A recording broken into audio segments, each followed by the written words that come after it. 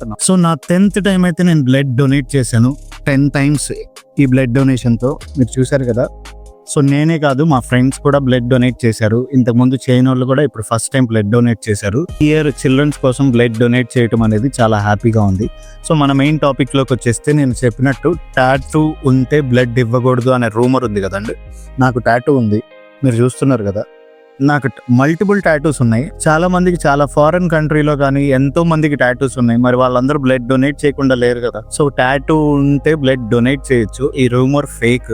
మీరు టాటూ వేయించుకున్న 3 months తర్వాత నుంచి, ఆర్ 3 months ఆర్ 6 months ఈ టైం పీరియడ్ తర్వాత నుంచి మీరు బ్లడ్ అనేది డొనేట్ చేయొచ్చు. ఓల్డ్ టైమ్స్ లో ముళ్ళుతో చేసేవాళ్ళు టాటూ. అదే ముళ్ళు మల్టిపుల్ పర్సన్స్ కి యూజ్ చేయడం వల్ల ఇన్ఫెక్షన్స్ కానీ వైరసెస్ కానీ స్ప్రెడ్ అయ్యి దాని మీద ఇలాంటి రూమర్ వచ్చింది. సో టాటూ వేయించుకుంటే బ్లడ్ డొనేట్ చేయకూడదు అనేది. సో ఇప్పుడున్న టెక్నాలజీ, ఇప్పుడున్న జనరేషన్ లో ప్రొఫెషనల్ టాటూ స్టూడియోస్ వచ్చాయి.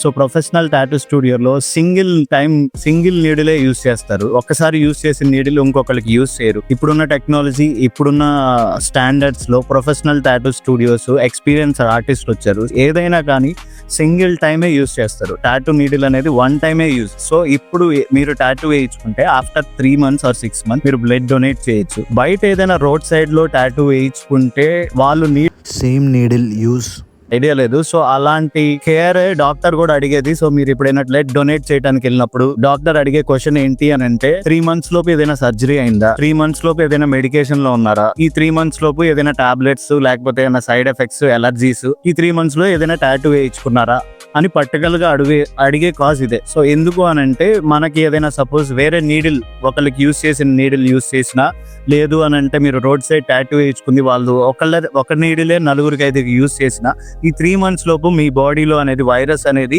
ఉందా లేదా అనేది తెలిసిపోద్ది. సో దాని వల్ల ఆఫ్టర్ 3 months అనేది రూల్ అయితే ఉంది.